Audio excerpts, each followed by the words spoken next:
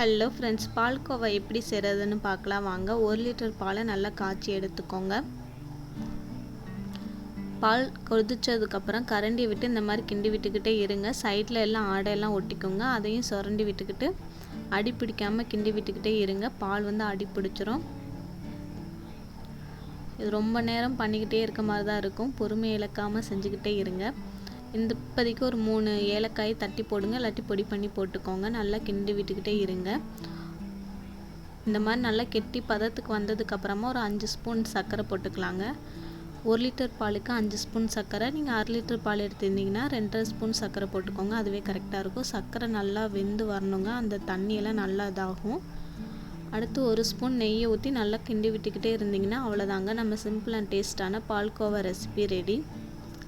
செஞ்சு பார்த்துட்டு மறக்காமல் எப்படி இருக்குன்னு கமெண்ட் பண்ணுங்கள். பாய்.